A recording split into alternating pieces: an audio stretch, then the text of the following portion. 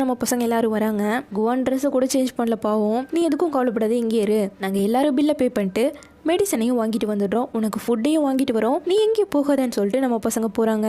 குவானும் பாட்டியை ஃபுல்லாக தொடச்சி விட்டுட்டு இருக்கான். இப்போ லைட்டாக பாட்டிக்கு மயக்கமும் தெரிய, குவான் நீ வந்துட்டியா, எல்லாரும் பேசிட்டே இருந்தவங்களை பற்றி தான் அப்படின்னு சொல்லிட்டு அப்படியே மயக்கத்திலேயே கொஞ்சம் ஒழுறாங்க. அதுக்கப்புறம் தான் கொஞ்சம் நார்மலுக்கே வராங்க. சாரிப்பா, உன்னோட கிராஜுவேஷன் டேக்கு என்னால் வர முடியல, எல்லாரோட பேரண்ட்ஸும் வந்திருப்பாங்கல்ல, என்னால் தான் முடியல, நானும் அங்கே வரதுக்காக தான் வேகமாக கிளம்பி வந்தேன், சீக்கிரமாக கடையை கூட மூடிட்டேன், அப்புறம் என்னாச்சுன்னு தெரியல, திடீர்னு மயங்கி விழுந்துட்டேன் அப்படின்னு பாவமும் சொல்கிறாங்க. அங்கே வரலனாலும் நீங்கள் எனக்காக இருந்தாலே போதுங்கிற மாதிரி தான் நம்ம குவானும் சொல்லாமல் சொல்லிட்டு இருக்கான். இந்த பக்கத்தில் கூரானையும் ஜியாவையும் காட்ட, நீ தான் சிங்கப்பல்ல போய் மெடிசன் வாங்கிட்டுவான்னு சொல்லிட்டு அனுப்பி வச்சிட்டான். இப்போ தனியாக நின்று இருந்தவன் திரும்பி பார்க்க ஒரு குட்டி பையன் தனியாக உட்காந்துட்டு இருக்கான். அவன் இங்கே பேஷண்ட்டு, என் தம்பி இங்கே தனியாக உட்காந்துட்டு இருக்கா அப்படிங்கிற மாதிரி கேட்க, ஆமாம் நாங்கள் போனாலே இப்போ பார்த்தாலும் கசப்பான மருந்து கொடுத்து விட்டுறாங்க, எனக்கு சுத்தமாக பிடிக்கவே இல்லை அப்படின்னு சொல்லிட்டு இருக்கான். ஆமாம் மருந்து குடிக்கிறதுலாம் ரொம்ப கஷ்டம் தான், ஆனால் உனக்குள்ள ஒரு மான்ஸ்டர் இருக்கு தெரியுமா, அதை அழிக்கிறதுக்காக தான் மருந்து குடிக்க சொல்கிறாங்க, உன்னோட நல்லதுக்காக தானே பேரண்ட்ஸ் டாக்டர்ஸ் எல்லாம் சொல்கிறாங்க, அப்போ நீ தானே அவங்க சொல்கிறதெல்லாம் கேட்கணும், நீ அந்த மருந்து மட்டும் குடிச்சனா அந்த மான்ஸ்டர் பயந்து அழிஞ்சு போயிடும், அப்போ நீ குடிப்பு தானே அப்படின்னு சொல்லிட்டு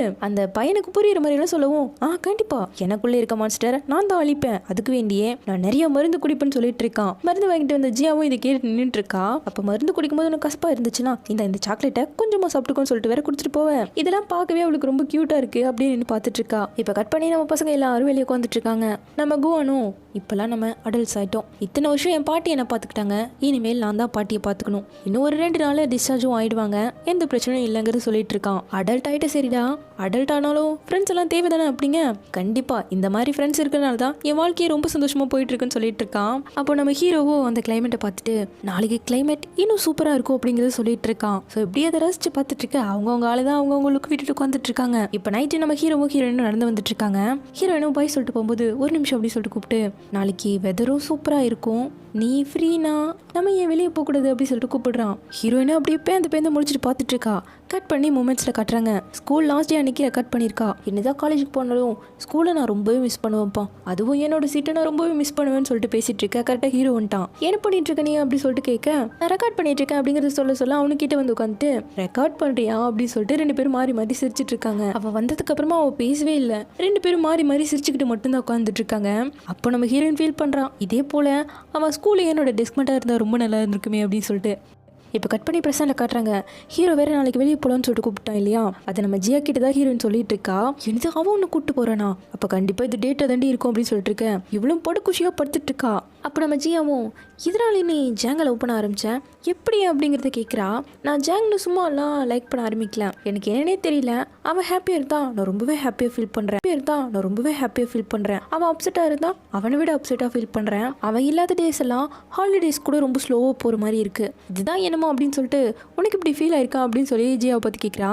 இல்லை எனக்கு இப்படியெல்லாம் ஃபீல் ஆனதே கிடையாது, ஷென்னிக்கிட்ட கூட, அதாவது இவளோட சைட்டை சொல்கிறான், அவன்கிட்ட கூட எனக்கு இப்படியெல்லாம் ஃபீல் ஆனது கிடையாது, ஆக்சுவலாக அவனோட கேரக்டர் நல்ல பையன், ஒரு ஜென்டில்மேன், அவ்வளோதான், அதுக்காக தான் எனக்கு பிடிச்சிட்டு இருந்தது போல அப்படிங்கிறது சொல்லிட்டு இருக்கா. நீ யாராச்சும் கிட்ட வந்ததும் உன்னோட ஹார்ட்லாம் ரைஸ் ஆக ஆரம்பிச்சிருக்கா அப்படின்னு சொல்லி கேட்க இவ்வளோ யோசிக்கிறா. உண்மை சொல்லி யாரும் இருக்காங்க இப்போ, யாரும் நீ நினச்சல, அதான் யார் அது எனக்கு தெரியுமா அப்படின்னு சொல்லி கேட்க, இல்லை அப்படிலாம் யாருமே கிடையாதுன்னு சொல்லி சமாளிச்சுட்டு இருக்கா. சரி நாளைக்கு டேட் போகிறதுக்காக நான் ட்ரெஸ்ஸை சூஸ் பண்ணுறப்பான்னு சொல்லிட்டு எழுந்து போகிறா. நான் லவ் ட்ராமா பார்த்ததெல்லாம் பெஸ்ட்டாக போல, நாளைக்கு நான் பார்த்து வச்ச எல்லா வித்தையும் எருக்குறோன்னு சொல்லிட்டு ஃபர்ஸ்ட் நீ அவன் முன்னாடி கியூட்டாக நடந்துக்கணும் ஓகேவா அப்படின்னு சொல்லி தரா. ஸோ நெக்ஸ்ட் டே நைட்டே நம்ம ஹீரோ வரான். அவனை பார்த்ததும் இவன் சிரிச்சுக்கிட்டே அப்படியே கியூட்டாக பண்ணுறங்கிற பேரில் ஒரு மாதிரி நெளிஞ்சு பேசிக்கிட்டே இருக்கா.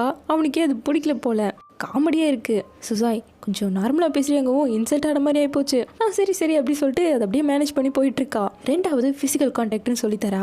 அதாவது நீ வெளில போகிற மாதிரி வெளில போகும்போது அவன் உன்னை கேட்ச் பண்ணிக்கணுங்கிறது தான். ஸோ இப்போ யாராவது இடிக்கணுமே அப்படின்னு சொல்லிட்டு வேணும்ட்டு இடிக்கிறதுக்காக போயிட்டுருக்கா. அப்போ டக்குன்னு ஒருத்தங்க கேட்ச் பண்ணுறாங்க. எனக்கு தெரியும் நீ தானே அது அப்படின்னு சொல்லிட்டு கணத்து இருந்து பார்க்க, அது புள்ள பார்த்தா நம்ம ஜாங் அந்த பக்கமாக நின்றுட்டு இருக்கான். இப்படி நாஸ்தி ஆயிடுச்சுங்கிற மாதிரி தான் ஃபீல் பண்ணுறா. ஜாங்குக்கு பண்ணுறது பார்த்து சிரிப்பு தான் வருது. 3வது நீ அவனை கன்ஃபஸ் பண்ணுறதுக்கு முன்னாடி சின்னதாக ஹிண்ட் கொடுக்கணுங்கிற மாதிரி சொல்கிறா. ஸோ அவங்க அம்மா கல்யாணம் சீக்கிரமாக பண்ணிக்கிட்டாங்க அப்படிங்கிற மாதிரி பீட்டெல்லாம் இவ்வளோ அடிக்கிட்டு இருக்கா. அப்போ நீ 19 வயசில் கல்யாணம் பண்ணிக்க போறியா, சரி அப்படி சொல்லிட்டு அவனும் சிரிச்சிட்டு இருக்கான். அப்புறம் ஜாங் உனக்கு இந்த ராசி பலன்லாம் நம்பிக்கை இருக்கா, நான் வரும்போது கூட கேட்டு வந்தேன்னு சொல்ல. அப்படியா, என்னோடது மீன ராசி அப்படின்னு ஹீரோ சொல்லிட்டு இருக்கான். அப்போ வா நம்ம மேட்ச் மேக்கரை பார்த்துடலான்னு சொல்லிட்டு அந்த இடத்துல ஒருத்தங்க ராசி பார்ப்பாங்க போல. ஸோ அங்கே 2 பேரும் வந்து உட்காந்தாச்சு. அவனும் நீ ஒன்று செலக்ட் பண்ணுமா, நீ ஒன்று செலக்ட் பண்ணு, எப்படி இருக்குன்னு நான் பார்த்து சொல்கிறேன்னு சொல்லிட்டு இருக்கான். ஆக்சுவலாக ஆக்சுவலாக இவனவே நம்ம ஜியா செட் பண்ணது தான். அவனும் பச்சையாக புழுவிட்டு இருக்கான். அடடே நீங்கள் இந்த கார்டு எடுத்திருக்கீங்களா? சோ இந்த பொண்ணு செம்ம லக்கிப்பா அப்படின்னு சொல்லிட்டு இருக்கான். ஹீரோ எடுத்து கொடுத்த காட்டுக்கு நீங்கள் அதை விட லக்கி, உங்களுக்கான பொண்ணு சீக்கிரமாகவே கிடச்சிருவாங்க. இவ பாட்டுக்கு அப்படியே தலையெல்லாம் சரி பண்ணி விட்டு வந்துட்டு இருக்கான். இவன் எப்படி போய் சொல்றான்னு நம்ம ஜாங்குக்கும் தெரியுது இல்லையா? அப்போ அந்த பொண்ணு பேர் சொல்ல முடியுமா அப்படின்னு சொல்லிட்டு கேட்க, கண்டிப்பா சொல்றேன் அப்படின்னு சொல்லிட்டு நம்ம ஹீரோட்ட வந்து உன் பேர் என்ன சொல்லிட்டு கேட்டுட்டு இருக்கான். இவ்வளவு சுசாய்ங்க அவனுக்கு காது கேட்க மாட்டேங்குது. உடனே அவன் என்ன ஜோசியக்கார், அந்த பொண்ணு பேரு சுசாய் நான் சொல்ல போறீங்க, கண்டிப்பா இருக்காதுன்னு சொல்லவும் ஹத்தி தான் சுசாய் தான் அப்படின்னு சொல்லிட்டு இருக்கான். கொடுத்து காசு விட ஓவரா நடிக்கிறானே அப்படிங்கிற மாதிரி தான் ஹீரோயின் லுக் விட்டுட்டு இருக்கா.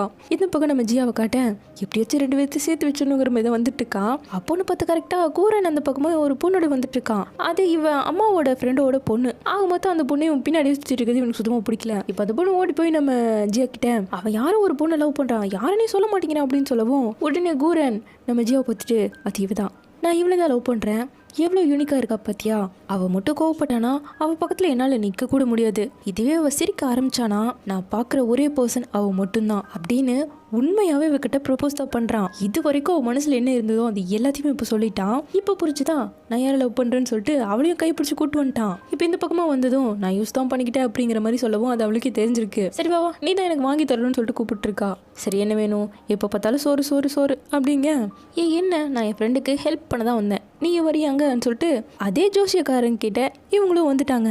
இப்போ இவங்க 2 பேரும் சேர்த்து வைக்கணுமான்னு சொல்லிட்டு அவனும் வளர்ந்தடிக்க ஆரம்பிச்சிட்டான். ஆளுக்கு ஒரு கார்டு எடுத்து கொடுங்கப்பான்னு சொன்னதும் உங்களுக்கு வந்திருக்கிறது லவ் கார்டு, அப்போ கண்டிப்பா யாரையோட்டி இப்போ லவ் பண்றீங்க அப்படின்னு சொல்லவும் எப்பவும் போல 2 பேரும் மாறி மாறி சண்டை போட ஆரம்பிச்சிட்டாங்க. நான் மட்டும் யூனிவர்சிட்டி போனேன்னா என் பின்னாடி எத்தனை பேர் சுத்துவாங்க தெரியுமா அப்படிங்கவும் அவங்கள ஒருத்தர் கூட என்னோட நீ கம்பேர் பண்ணி பார்க்க முடியும்னு சொல்லிட்டு இருக்கான். இது நம்ம ஜோசியக்காரரே ஆன்னு பார்த்துட்டு இருக்காரு. டக்குன்னு நம்ம ஜியா நான் போறப்பா அப்படின்னு சொல்லிட்டு ஓடிட்டா. இப்போ அதே இடத்துல இவங்களோட கிளாஸ் பொண்ணுங்களும் உட்காந்துட்டு இருக்கு. அதில் அவன் ஃப்ரெண்டு வந்து அந்த பொண்ணு கிட்ட ப்ரப்போஸ் பண்ணிட்டானாமா. எனக்கு என்ன பண்ணுறதுனே தெரியலடி அப்படின்னு சொல்லிட்டு நம்ம ஜியா கிட்ட ஐடியா கேட்டுட்டு இருக்கேன். இங்கே பாரு ஃப்ரெண்டையெல்லாம் லவர் ஆகிட்டா ரொம்பவே கஷ்டமா இருக்கும். அவன் முன்னாடி வந்து அந்த லவ்வெல்லாம் பேசினானா சிசி அதெல்லாம் நினச்சி கூட பார்க்க முடியாதுங்க. கரெக்டாக இது நம்ம கூரன் கேட்டுட்டான். அட்டே கூரன் நீயா அப்படி சொல்லிட்டு திரும்ப கையில் ஐஸ்லாம் வாங்கிட்டு வந்திருக்கான். எனக்கு அப்படிங்க வாய்ப்பே இல்லை அப்படின்னு சொல்லிட்டு கிளம்பிட்டான். இந்த பக்கம் நம்ம ஹீரோயினையும் காட்டேன். ஃபயர் ஒர்க்ஸ் வெடிக்கிறதுக்கு இன்னும் கொஞ்சம் நேரம் இருக்குது. அது வரைக்கும் நம்ம கேம் விளையாடலாம். அதுவும் வேர்ட்ஸ் கேம். நான் ஒரு 3 வேர்ட்ஸ் சொல்லுவேன், அதை வச்சு நீ ஒரு சென்டென்ஸாக மேக் பண்ணி சொல்லணுங்கிறது தான் இந்த கேமு. சுசாய் ஆங்கிரி ஜெல்லி அப்படின்னு 3 வேர்ட்ஸை கொடுக்க சுசாய் என்னோட ஜெல்லியை சாப்பிட்டா அதனால நான் ஆங்கிரியா இருக்கேங்கிறான். பரவாயில்லையே நல்லா தான் சொல்கிறேன், நான் இந்த கேமில் தோக்கவே மாட்டேன், எனக்கு நீ 3 வேர்ட்ஸ் கொடு அப்படின்னு சொல்லிட்டு ஹீரோயின் கேட்க அவன் உடனே ஜாங் லைக்ஸ் சுசாயின்னு சொல்லி ப்ரொப்போஸே பண்ணிட்டான். இவன் தான் ப்ரொப்போஸ் பண்ணுன்னு சொல்லிட்டு எவ்வளவோ ட்ரை பண்ணி பார்த்துருப்பான். ஆனால் இவன் இப்படி ப்ரொப்போஸ் பண்ணுவான்னு இவன் நினச்சி கூட பார்க்கல. ஸோ 2 பேரும் ஒருத்தர் பார்த்துக்கிட்டே இருக்கேன். அந்த இடத்துல ரொம்ப அழகாக ஃபயர் ஒர்க்ஸும் வெடிக்க ஆரம்பிக்குது. ஒரு வழியாக ஹீரோயின்ட்டா ப்ரொப்போஸ் பண்ணிட்டா. அவள் எப்படி ஒத்துக்காம இருப்பா? இப்போ கட் பண்ணா 2 பேரும் நடந்து வந்துட்டு இருக்காங்க. நாளைக்கு தான் நம்மளோட ரிசல்ட் வரப்போகுது. மார்க்கை நினச்சி நீ நர்வஸாக இருக்கியா என்ன அப்படி சொல்லிட்டு ஹீரோ கேட்க நர்வஸ் ஆகிறதுக்கு இதில் என்ன இருக்கு, நம்ம ஒரு புது ரிலேஷன்ஷிப்பில் தானே போகிறோம் அப்படின்னு சொல்லிட்டு பேசிட்டு இருக்கா. நான் நம்மளோட மார்க்கை பற்றி பேசினேன் அப்படிங்கவும் ஓ அப்படியா அப்படி சொல்லிட்டு சிரிச்சுட்டே வந்துட்டு இருக்கா. இப்போ ஜாங்கும் ஆமா எப்பவும் பேசிட்டே இருப்பியே இப்போ நான் அமைதியா வரேன் அப்படி சொல்லிட்டு கேட்க சேச்சா நான் அதிகமாக பேச மாட்டேனே அப்படி சொல்லிட்டு சிரிச்சுட்டு வந்துட்டு இருக்கா. அப்புறம் நம்ம போகிறத சொல்லியிருந்தேன், அந்த காலேஜ் பக்கத்துலேயே ஒரு ஃபேமஸான ரெஸ்டாரண்ட் இருக்கு, நம்ம 2 பேரும் அதே காலேஜில் படித்தோம்னா கண்டிப்பாக அங்கெல்லாம் போகலாம் சரியா அப்படி சொல்லிட்டு பேசிட்டு வரேன். இப்போதான் லவர்ஸ் ஆயிருக்காங்க. அப்படியே கையெல்லாம் லைட்டாக உரைச்சிட்டே வந்துட்டு இருக்கேன். கையை பிடிக்க ஹீரோ இன்னும் ட்ரை பண்ண டப்படி ஹீரோவை பிடிச்சிட்டான். அப்படியே 2 பேரும் மனசுக்குள்ளேயே சிரிச்சுட்டு வந்துட்டு இருக்காங்க. இப்போ வீட்டுக்கு வந்ததும் அவளால நம்பவே முடியல. நானும் ஜாங்கோ லவர்ஸ் ஆயிட்டுமா, நான் என்ன கனவா கண்டுறேன் அப்படி சொல்லிட்டு கணத்தையெல்லாம் தட்டி தட்டி பார்த்துட்டு இருக்கா. இந்த பக்கத்தில் நம்ம ஜாங்கோ அதை நினச்சிக்கிட்டே சிரிச்சுக்கிட்டே தண்ணி ஊற்றிட்டு இருக்கான். அங்கே எனக்கு கொஞ்சம் தண்ணி ஊற்றிட்டு வராங்கவும் அவன் பாட்டுக்கு லைனாக கிளாஸாக எடுத்துட்டு ஊற்றிக்கிட்டே இருக்கான். ஜாங் என்ன பண்ணுற அப்படிங்க அப்பவும் அவர் பார்த்து சிரிச்சுட்டு நின்றுட்டு இருக்கான். ஒழுங்கா தண்ணியை கொடுத்துட்டு போடா அப்படின்னு சொல்லவும் தான் டக்குன்னு அவர்கிட்ட தண்ணியை கொடுத்துட்டு நேராக பெட்ரூமில் வந்து ஃபோனை எடுக்க ஹீரோயின் மெசேஜ் பண்ணியிருக்கா. நீ தூங்கிட்டியா ஜாங் அப்படின்னு சொல்லிட்டு கேட்க இவனால் எப்படி தூங்க முடியும், எனக்கு தூங்க முடியுமான்னு தெரியலையான்னு சொல்லிட்டு டெக்ஸ்ட் பண்ணிட்டு திரும்பவும் சாஞ்சிட்டு அதை பற்றி தான் நினச்சி சிரிச்சிட்டு இருக்கான். இப்போ அடுத்த நாள் ரிசல்ட் டே. நம்ம சுசாயும் அம்மா அப்பாவோட உட்காந்து தான் ரிசல்ட்டை செக் பண்ணிட்டு இருக்கா. கவுண்டிங்கை போட்டு இவளோட நம்பரை போட்டு கண்ணே திறக்கல அந்த பக்கமா திரும்பிட்டா. அப்படியே ஓரக்கண்ணால பார்க்க 586 எடுத்திருக்கா. இவ்வளாலே நம்ப முடியல. அப்போ நான் சாதிச்சுட்டேன்னு சொல்லிட்டு அந்த பக்கம் இந்த பக்கம் குதிச்சிட்டு இருக்கேன். அப்பா ஏன் போலியாச்சு நீ எடுக்காம இருப்பியம்மா அப்படின்னு சொல்லிட்டு இருக்காங்க. அம்மா எல்லாம் இப்பவே நான் எல்லாருக்கிட்டையும் சொல்ல போறேன் அப்படின்னு சொல்லிட்டு எழுந்து ஓடிட்டு இருக்காங்க. ஜாங் எவ்வளவு மார்க்குன்னு தெரியணும் இல்லையா. அவனுக்கு கால் பண்ணி பார்க்குறேன், கால் அட்டன் பண்ண மாட்டேங்கிறாங்க. ஒருவேளை ஜாங்கோட ரிசல்ட் சரியில்லையோ அப்படின்னு சொல்லிட்டு பார்த்துட்டு இருக்கவே கீழே வா அப்படி சொல்லி கூப்பிடுறான். வேகமாக ஓடி வரா. அவன் எதுவுமே பேசாமல் இருக்கவும் ஒருவேளை நல்ல மார்க் வரல போல நினச்சிட்டு நம்ம எந்த யூனிவர்சிட்டியில் படித்தா என்ன அதெல்லாம் முக்கியமே இல்லை, எவ்வளோ டிஸ்டன்ஸாக இருந்தாலும் அதெல்லாம் ஒரு மேட்டரே கிடையாது அப்படி நீ பேச அவன் டக்குன்னு நான் என்ன திங்க் பண்ணிட்டு இருக்கேன்னா கேர்ள்ஸ் ஹாஸ்டலுக்கும் பாய்ஸ் ஹாஸ்டலுக்கும் தான் தூரம் ஜாஸ்தியாக இருக்கும் போலே அப்படிங்கிறான். அவ்வளோதான் டப்புன்னு அவனை கட்டி பிடிச்சிட்டு அப்போ நீயும் பாஸ் ஆகிட்டியா அப்படின்னு சொல்லிட்டு ரொம்ப சந்தோஷமா இருக்காங்க. ஹீரோயினும் எனக்கு நிறைய பிளான் இருக்கு, நம்ம காலேஜ் போய் ஜாயின் பண்ணுறதுக்குள்ளேயே நிறைய பண்ணணும், அதில் ஒன்று சன்ரைஸை 2 பேரும் ஒன்றா பார்க்கணும் அப்படின்னு சொல்ல பார்த்துட்டா போச்சு அப்படிங்கிறான். ஸோ இப்போ இங்கே 2 பேர் மட்டும் ட்ரிப் போக போகிறாங்க. அதுக்காக நம்ம ஹீரோயினும் என்ன ட்ரெஸ் போடலாம் அப்படின்னு சொல்லிட்டு அழகழகாக வச்சு பார்த்துட்டு இருக்கா. அப்படியே நம்மளுக்கு கனவுக்கே போயிட்டா 2 பேர் கிஸ் பண்ணுற மாதிரி. ஸோ இப்படி ஒரு சந்தோஷத்தோட உச்ச கட்டத்தில் இருக்கா. அடுத்த நாள் ரெடியாகி வந்தாச்சு. ஹீரோவும் வரான். வந்ததும் கையை பிடிச்சிட்டு நம்ம இப்போ கிளம்புனோம்னா ஒரு நல்ல டென்ட்டை நம்ம பார்த்து பிடிச்சிக்கலாம் அப்படின்னு சொல்லிட்டு இருக்கா. ஹீரோ முகமே மாறுது. என்னடான்னு பார்த்தா நம்ம கூரன் நரக்க பறக்க ஓடி வந்துட்டு இருக்கான் பொட்டி படுக்கையோட. இவன் இங்கே என்ன பண்ணுறான் அப்படிங்கிற மாதிரி ஹீரோயின் லுக் விட நேற்று நைட்டு என் வீட்டுக்கு வந்தான், நான் பேக் பண்ணுறதை பார்த்துட்டான், வரேன்னு அடம் பிடிச்சி வந்துட்டான் அப்படிங்கிறான். எனக்கு தெரியும் நீங்களாம் சர்ப்ரைஸாக சொல்லணும் தானே சொல்லாமல் இருந்தீங்க, ஆனாலும் நாங்கள் கண்டுபிடிச்சிட்ட பார்த்தியாங்க. என்னது நாங்களா அப்படின்னு பார்க்க நம்ம சுசாயும் வந்துட்டு இருக்கான். ஆனால் அவகிட்ட வந்தது கவலைப்படாத, கூரனும் பக்கமே வராமல் நான் பார்த்துக்கிறேன்னு சொல்லவும் நீ தாண்டி என் உயிர் தோழின்னு சொல்லிட்டு இருக்கா நம்ம ஹீரோயின். சரி போலாமா அப்படிங்க. இருப்பா இன்னொரு ஆள் வரணுங்கிறான். யாருன்னு பார்த்தா நம்ம குவான் இல்லாம இவங்க எங்க கிளம்புவாங்க. அவனும் செம்ம மாசா வந்துட்டு இருக்கான். என்னை விட்டுட்டு இந்த ஜென்மத்தில் நீங்க எங்கேயும் போக முடியாதுங்கிற மாதிரி வந்தாச்சு. இப்போ இவங்களும் ஒரு இடத்துல ரெண்ட்டுக்கு எடுத்து டென்ட்டை செட் பண்ணிட்டு இருக்க. நம்ம ஹீரோயினும் ஏதோ பழத்தில் எடுத்து வைக்கிற மாதிரி சும்மா உட்காந்துட்டு இருக்கா. அவளோட கடுப்பு அவளுக்கு. இது நம்ம ஜியா பத்துட்டு குரேன் இங்க வாவே, நீ தான் எனக்கு ஹெல்ப் பண்ண முடியும், கொஞ்சம் வா அப்படின்னு சொல்லிட்டு கூப்பிட. அதானே இந்த ஜென்டில்மேனை கூப்பிடாம எப்படி, இத்தனை பசங்க இருந்த ஜியா என்ன தானே கூப்பிடுறாங்க மாதிரி சீன் போட்டு போறா. அவ போனதும் நம்ம ஹீரோ ஓடி வந்து ஹீரோன்ட்டு உட்காந்துட்டு கவலைப்படாத நம்ம ஸ்டார்ஸ் ஒன்னா பார்க்கலாம் அப்படிங்கிறான். இப்போ 2 பேர் மூஞ்சிலேயே புன்னகையே இல்ல, மேல பாத்துட்டு இருக்காங்க. பார்த்தா 2 பேர் நடுவில் கூரன் உட்காந்துட்டு இருக்கான். தெய்வம் மட்டும் நம்ம ஜியா வந்து கூரன் என் டென்ட்ல உள்ள லைட் வந்து ஆஃப் ஆயிடுச்சு, நீ தான் சரி பண்ணி கொடுக்கணுவா அப்படி சொல்லிட்டு கூப்பிட. அதானே இந்த கூரன் இல்லைன்னா ஜியா இல்லவே இல்லை, என் ஹெல்ப் இல்லாமல் உன்னால இருக்கவே முடியாதுங்கிற மாதிரி செம்ம சீன் போட்டு தான் வரான். அவன் போனது ஒரே சந்தோஷம். டப்புனு ஹீரோயின்ட்டு வந்து ஹீரோ உட்காந்துட்டான். டென்ட்டுக்குள்ள வந்து ஜியாவும் கூரனும் அந்த லைட்டை தான் ஃபிக்ஸ் பண்ணிட்டு இருக்காங்க. என்னடா இந்த ஜென்மத்தில் பண்ணிடுவே என்ன அப்படின்னு சொல்லிட்டு அவளும் பார்த்துக்கிட்டே இருக்கா.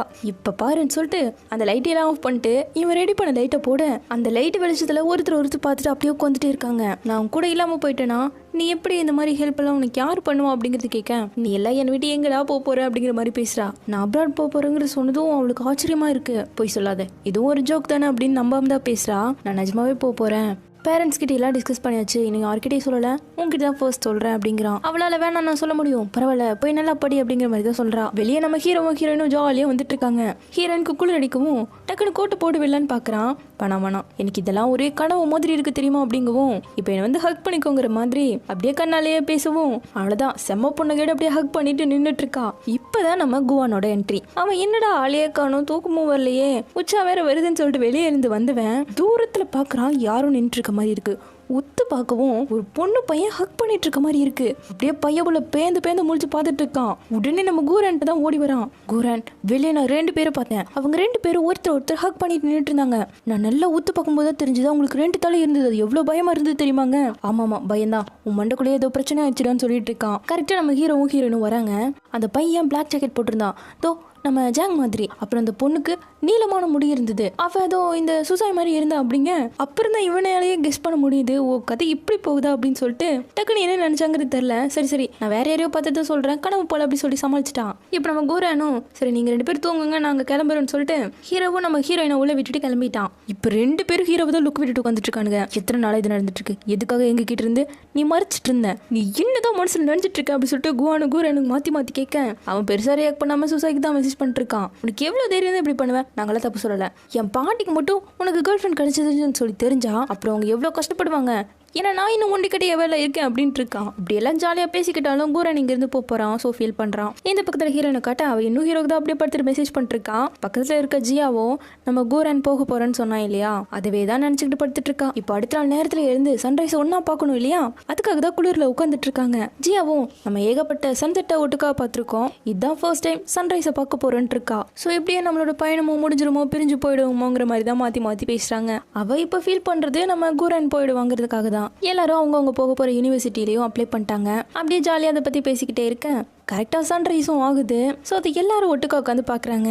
ஹீரோயின் பார்த்துக்க கூரன் ஜியாவை பார்த்துக்கிட்டு இருக்கான். நம்ம கூரன் ஜியாவும் பார்த்துட்டு நெக்ஸ்ட் டைம் நம்ம எல்லாரும் மீட் பண்ணும்போது ரொம்ப நாள் கழிச்சு பார்க்குறோங்கிற வார்த்தையை சொல்லுவோன்னு சொல்லிட்டு கத்திக்கிட்டு இருக்கா. ஸோ இப்படி மாறி கத்திட்டு ஜாலியாக என்ஜாய் பண்ணுறாங்க. இப்போ கட் பண்ணா நம்ம கூரன் கிட்டே இருந்து ஜியாக்கு லெட்டர் வந்திருக்கு. நான் உனக்கு லெட்டர் எழுதியிருக்கேனா அப்படிங்கிறத நீ எவ்வளோ சர்ப்ரைஸாக பார்க்க போறியோ அதே சர்ப்ரைஸோடு தான் நானும் எழுதினேன். கண்டிப்பாக நீ இந்த லெட்டர் படிக்கும்போது நீ உன் காலேஜுக்கு போகிறதுக்காக எல்லாத்தையும் பேக் பண்ணிட்டு இருப்பேன். அதே டைம் நான் ஆல்ரெடி ஏர்போர்ட் ஏர்போர்ட்ல இருப்பேன் போறதுக்காக அப்படின்னு சொல்லிட்டு நம்ம கூரனை காட்டுறாங்க. பாஸ்போர்ட்டை காட்டி அவனும் உள்ள கிளம்பிட்டு இருக்கான். நம்மளோட ஃபர்ஸ்ட் மீட்டு கூட எனக்கு நல்லாவே ஞாபகம் இருக்கு. அப்புறம் மிலிட்டரி ட்ரைனிங் அப்போ நம்ம எல்லாரும் ஒன்னா நின்று காவல் காத்தது, அப்புறம் நம்ம சுசைக்காக குப்பையில தேடினது, சன்செட்டை பார்த்தது, சன்ரைஸை பார்த்தது, ஒன்னா ஃபயர் ஒர்க்ஸ் படிச்சது, ஒன்னா போட்டோஸ் எடுத்தது, ஊர் சுத்துனது, அப்புறம் முக்கியமா அந்த ட்ரெயின் டிராவல் எனக்கு அது ரொம்பவே ஸ்பெஷலா இருந்துச்சு. ஜியா, நீ ஜேர்னலிஸ்ட்க்கு படிக்க போற, சுசாயும் ஜாங்கும் ஒரு வழியா ஒன்று சேர்ந்துட்டாங்க.